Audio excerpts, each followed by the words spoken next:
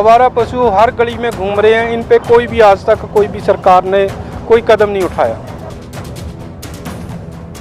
टाना के अंदर एंटर करते हुए आपको बहुत बड़ा एक कूड़े का ढेर मिलता है और यहाँ पे जैसे हम किसी के पास जाए तो सुनता तो कोई है नहीं है यहाँ। जब हम किसी भी शहर में जाते हैं तो हमारा स्वागत आकर्षित आकृति से किया जाता है, मगर जीरकपुर के बटाना क्षेत्र में ये बात उल्टी है। यहाँ आपका स्वागत एक कूड़े के ढेर से किया जाएगा। नमस्कार, मैं अमरविंदर सिंह और आप देख रहे हैं उदय न्यूज़ लाइव। आज हमारी टीम पहुँची है बटाना में। आइए लोगों से रूबरू होते हैं और उनसे बात करते हैं और जानते हैं उन्हें दिनचर्या की किन किन समस्याओं का सामना करना पड़ता है।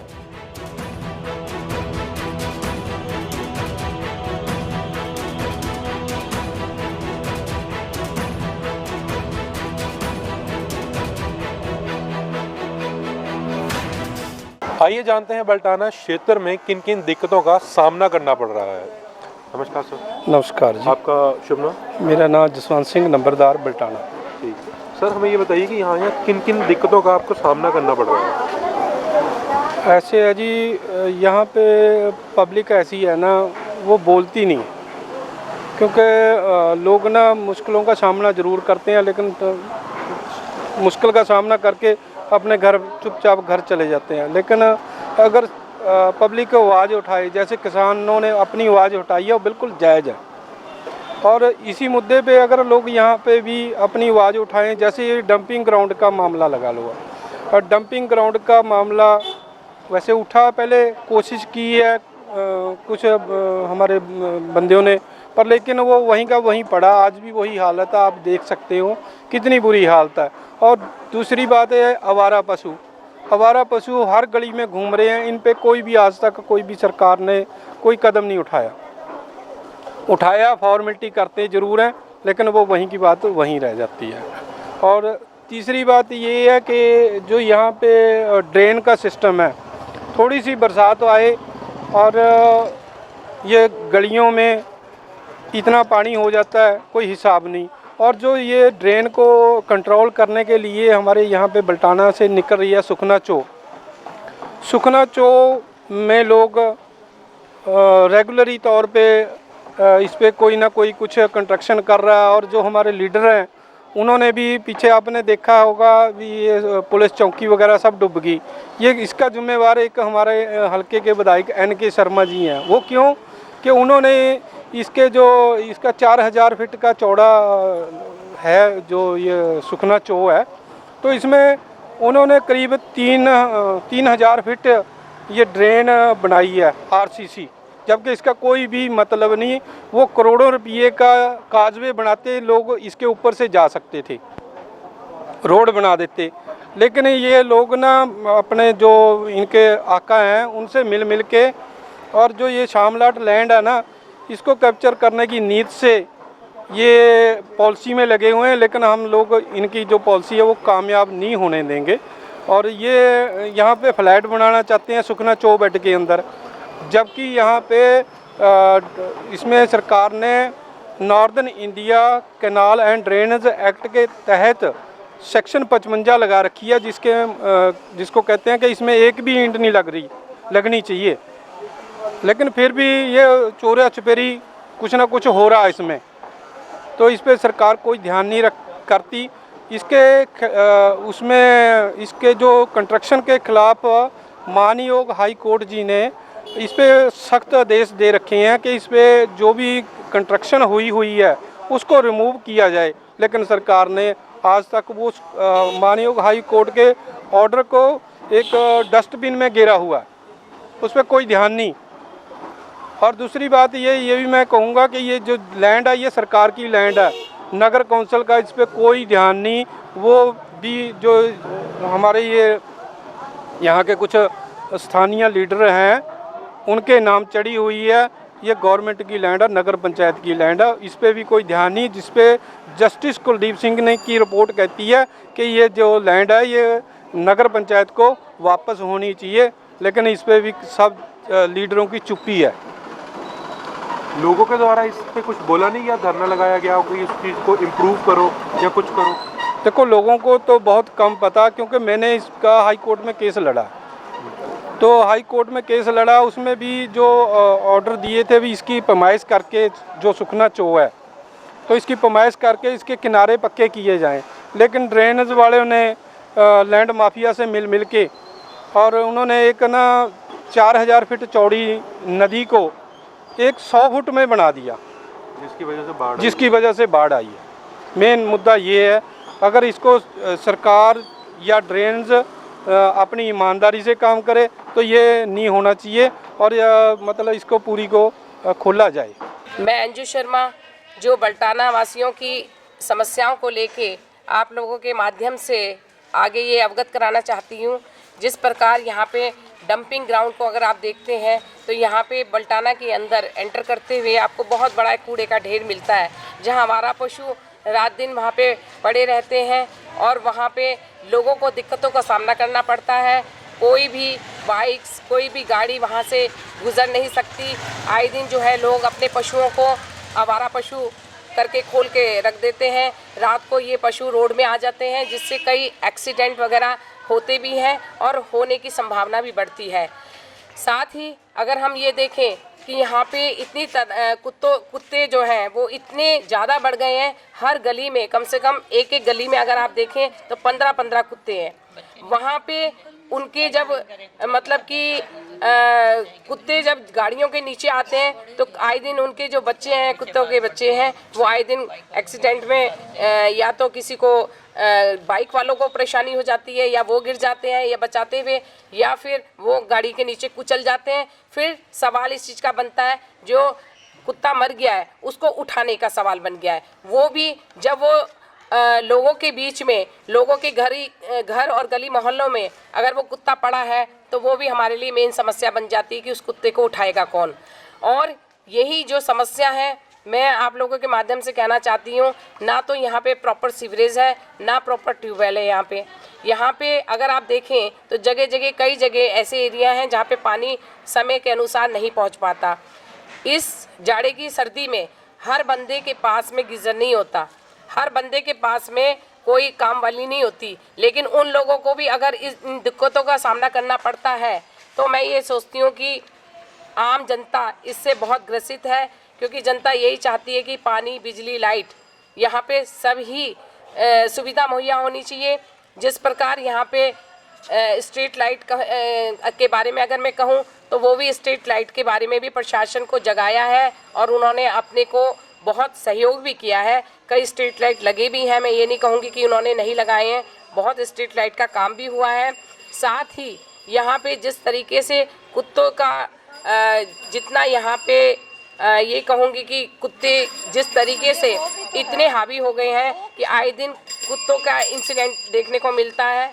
कोई भी कुत्ता चलते फिरते लोगों को काट लेता है, तो आम पब्लिक जिस पे ये टीका लगवाने अगर कहीं पे जाते हैं तो उसको 2000 और 2500 रुपये खर्चने पड़ते हैं, जो कि आम लोगों की जेब से बाहर है। साथ ही ये कहना चाहूँगी कि अगर पीर बाबा रोड में अगर आप रोड में निकलते हैं तो रोड की हालत बहुत ध्वस्त है। रोड में चलते हुए बहुत एक्सीडेंट होते हैं और अपील करूँगी कि जो इस रोड को बार बार खोदते हैं उन व्यापार वर्ग से भी मैं अपील करूंगी कि जो आए दिन इस रोड को खोद के लोगों को दिक्कतों का सामना करवाते हैं, उनसे भी उनका भी एक अच्छे नागरिक का एक जिम्मेदारी बनती है कि वो इस तरीके से ना करें। साथ ही जितना यहाँ पे पानी है, पानी भी प्रॉपर अगर तरीके से लोगों को मिले तो ये बहुत ही एक अहम समस्या है। कूड़े के लिए यहाँ पे डेली जो है कूड़ा उठाया नहीं जाता है, जिससे लोगों को जूझना पड़ता है। 7-7 दिन तक, 4-4 दिन तक लोगों को उस कूड़े को अपने घर में रखना पड़ता है। तो समस्याएं बहुत अनेक हैं, क्योंकि प्लॉट जो खाली हैं, जैसे कि चुनाव नज़दीक आ रहे हैं, हाँ जी, नगर निगम चुनाव नज़दीक आ रहे हैं, तो आगे आगे पहले जिन्होंने मतलब काफ़ी वादे भी किए हैं, आगे भी लगता है पार्षद वो वादे करते हैं। आपको लग रहा है कि जो पहले पार्षद है वो उस पर खरे उतरे? देखिए, अगर खरे उतरे होते तो दुर्भाग्य से हमें ये दिन देखने ना मिलते कि जिस तरीके से यहाँ पे बल्टाना के अंदर आप किसी भी गली मोहल्ले में जाएंगे, हर एक प्लॉट जो खाली है, जो खाली प्लॉट है उसमें कूड़े का डंपिंग ग्राउंड लोग बनाते हैं। और अगर ये अपना जिम्मेदार अगर पार्षद इस चीज़ पे रोक लगाते, प्रॉपर एक सिस्टम बनाते, तो मैं नहीं समझती कि इन लोगों को दिक्कतों का सामना करना पड़ता।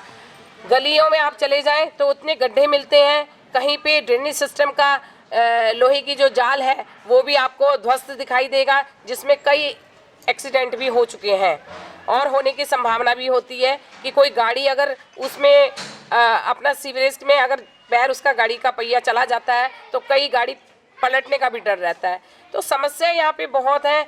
अगर हर पार्षद ने अपनी जिम्मेदारी को समझा होता भली भांति तो मुझे लगता है लोगों को गिड़गिड़ाने का ये मौका नहीं होता, क्योंकि एक जिम्मेदारी को लेना आसान है, उसको निभाना मुश्किल है। और जीरकपुर जहाँ पे था वहीं पे थमा हुआ है। जिस तरीके से यहाँ पे सीवरेज की 8 इंच की पाइप डली है, मैं नहीं समझती कि यहाँ पे जीरकपुर में इतने लोग आबादी बढ़ गई है और जो 6 इंच की जो पाइप सिस्टम है सीवरेज की वो कामयाब है। वो बिल्कुल अनसक्सेस है, क्योंकि यहाँ पे ना तो ड्रेनेज का कोई सिस्टम डाला है, पानी जाएगा तो कहाँ जाएगा, निकास कुछ नहीं है, बस किसी तरह टाइलें चिपका दी हैं। आए दिन वो इन टाइल्स भी सभी लोगों को समस्याओं को पानी की। लेकर आपने कभी प्रशासन से शिकायत नहीं की?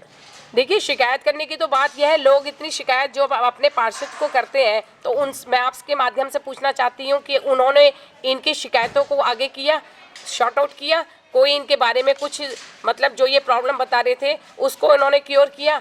मैं तो अभी इस वार्ड से जुड़ी हूँ, वार्ड हुआ या एरिया हुआ, एरिया में मैं 16 साल से सेवा कर रही हूँ, लेकिन मैंने अपने बिहाफ पे जितनी समस्याएं दूर करनी चाहिए वो मैंने करवाई भी हैं। लेकिन आपके माध्यम से ये कहना चाहूँगी, जो 3-3 बार के यहाँ पे एमसी बने हैं और एमसी बनने के बावजूद जिन्होंने एरिया को जो है अनदेखी करी है, मैं उनसे यही रिक्वेस्ट करूंगी कि अगर जिम्मेदारी नहीं लेना चाहते तो घर में बैठ के आराम फरमाइए, जनता को परेशान मत करिए, क्योंकि जनता आप लोगों के ऊपर बहुत आशावादी सोच से आपको चुनती है, आपको आगे एक वोट समर्थन देती है, लेकिन आप उसके वादों पे खरे नहीं उतरते, फिर आप किसी तरह इलेक्शन फिर जीतते हैं। कई लोग तो यहाँ पे 3-3 बार के एमसी बन चुके हैं, कई लोग 2-2 बार के एमसी बन चुके हैं, लेकिन जीरकपुर की समस्या को कहूँगी तो ज्यों की त्यों है, कोई उसमें कोई विकास नहीं हुआ, कोई काम की बात नहीं हुई। इन्हीं बातों को कहते हुए आप लोगों के माध्यम से कहना चाहूँगी कि यहाँ पे बहुत समस्याएं हैं। प्रशासन के सहयोग से जो भी काम सुधरे हैं उसके लिए मैं प्रशासन को भी धन्यवाद करूँगी। ऐसा नहीं है कि उन्होंने नहीं करी, लेकिन पार्षदों ने अपने बलबूते पे उस जिम्मेदारी को पूरा नहीं किया है। इन्हीं बातों के साथ आप लोगों के लिए मैं सभी लोगों से ये अपील करूँगी कि अच्छे नागरिक का एक फ़र्ज़ अदा करें और अपने जीरकपुर के विकास को कामयाब बनाएं, जिससे कि आप लोग भी चैन से नींद सो सके।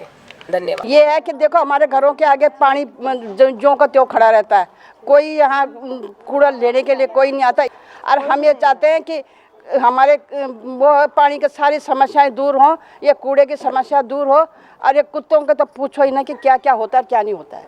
मेरा नाम गीता है और हमें जहाँ रहते हुए 10 साल हो गए हैं। यहाँ पे जो मेन प्रॉब्लम है वो तो जैसे सभी बता ही रहे हैं, कुत्तों की है, गाय की है, कूड़े वाले की है, कूड़े वाला आता नहीं है, सड़ता रहता है कूड़ा।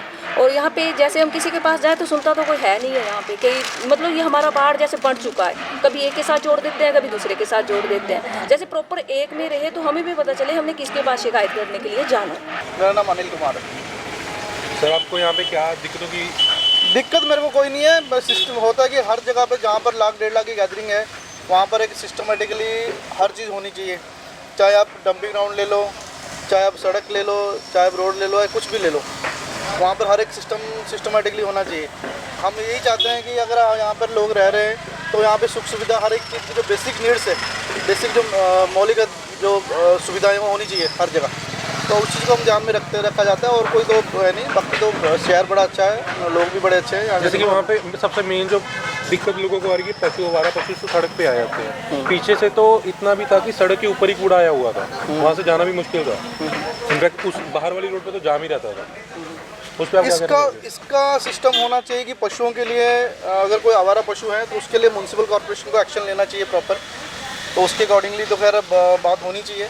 चाहे हम ये तो खैर आम जो नागरिक है वो अगर जागरूक रहेगा उसके अकॉर्डिंगली तभी बात बन पाएगी, अदरवाइज तो खैर हम कितना ही कर सकते हैं। हर बार जब भी इलेक्शंस होती हैं, नेता वगैरह आते हैं, जो भी होते हैं जगह के जो करते हैं ना, वो आके बोलते हैं कि हम ये चीज़ को इम्प्रूव करेंगे, ये चीज़ हमारी आपकी दिक्कत दूर करेंगे। तो इसके बारे में बोला गया था कभी? सर, इसके बारे में कभी डिस्कशन हुई नहीं है, ना कभी आम जनता ने कभी इसके अगेंस्ट ऑब्जेक्शन उठाया। तो अभी दिक्कत धीरे धीरे आ रही है, तो सबको लग रहा है कि हाँ ये दिक्कत के सॉल्व होना चाहिए, तो सारे इसका सोल्यूशन करेंगे। अभी तो मतलब दिनचर्या में आपको क्या क्या मतलब कोई समस्या फेस करनी पड़ती है आप रोज के मतलब यहाँ नहीं, यूजुअली होती कुछ नहीं है, लेकिन हाँ कुछ कई बार क्या होता है कि आवारा पशुओं के रिगार्डिंग ना कई बार एक्सीडेंट्स हो जाते हैं, तो कई बार मेजर एक्सीडेंट भी हो जाते हैं, तो कईयों के मतलब कहते हैं ना कि ह्यूमन लॉस भी हुए, इसके रिगार्डिंग तो एक्शन होना चाहिए, सख्त एक्शन होना चाहिए। एमसी को इसके रिगार्डिंग एक्शन लेना चाहिए। यहाँ पे कूड़े की बहुत बड़ी प्रॉब्लम है कि 4-4 5-5 दिन आता नहीं है और कूड़ा सड़ता रहता है। गर्मी में तो खास तौर पे सड़ता है, चलो सर्दियों में 2-4 दिन चल जाता है। दूसरी प्रॉब्लम होती है यहाँ पे कुत्तों की। कुत्ते इतने इकट्ठे हो जाते हैं यहाँ पे हद से ज़्यादा, मैंने नहीं देखा कहीं पे भी इतने कुत्ते। कभी भी आप शाम को रात को आके देखना, यहाँ पे टोलियाँ जुड़ी होती हैं कुत्तों की। इसका कोई किसी ने हल नहीं करा, सब देख के इग्नोर मारते हैं। तीसरी प्रॉब्लम होती है यहाँ पे रोड की। रोड पे हमेशा पानी होता है। अब पानी कोई भी गिराए, देखो हम गली वाले तो किसी को बोलने नहीं जाएंगे क्योंकि हमने एक साथ रहना। ये तो कोई पीछे से ही कोई ऑब्जेक्शन लगाए कि पानी बेफजूल की ना बर्बाद करें, वो तो है, फाइन लगाओ, कुछ भी करो, वो उनकी फाइन लगेगा, अपने आप ही रुक जाएंगे क्योंकि लोगों के घरों में खाने को रोटी के लाले पड़े हुए, पानी फटाफट जा रहा है, वो देश की कोई उसमें वो नहीं है। एक सबने यही ठेका थोड़ा ना ले रखा कि बाहर के लोग करें, पब्लिक को भी थोड़ा सोचना पड़ेगा, लेकिन पब्लिक भी नहीं सोचती इसके बारे में। तो रोड के पे पानी तो हमेशा मिलेगा, इस रोड पे, बाकी रोड का मुझे नहीं पता, पर इस रोड पे तो हमेशा मिलेगा। वन पेज पे किसी भी उसमें चले जाओ 24 घंटे। एक कूड़े की, एक पानी की यहाँ बहुत ज्यादा दिक्कत थी। और टाइलें कहीं पे बैठी हुई थी, कहीं पे कुछ, सबने कितने बार गए, एमसी के पास भी गए, हम हवात्री जी के पास, हाँ बेटा, हाँ हो जाएगा, लेकिन आज तक मेरे पास तो कभी यहाँ गली में किसी के पास भी नहीं आया एमसी साहब। ये थी बल्टाना के लोगों की कुछ समस्याएं, चाहे वो कूड़े के ढेर से होने वाली बीमारियां हों या सड़क पे घूम रहे आवारा पशु जानवर हों, जिनसे कोई ना कोई दुर्घटनाग्रस्त हो सकता है। अब देखना होगा कि प्रशासन समस्याओं का कब तक हल निकालेगा। कैमरामैन अमित पंडित के साथ मैं मनविंदर सिंह, उदय न्यूज़ लाइव। नमस्कार। आवारा पशु हर गली में घूम रहे हैं, इन पे कोई भी आज तक कोई भी सरकार ने कोई कदम नहीं उठाया। टाना के अंदर एंटर करते हुए आपको बहुत बड़ा कूड़े का ढेर मिलता है। और यहाँ पे जैसे हम किसी के पास जाए तो सुनता तो कोई है नहीं है यहाँ।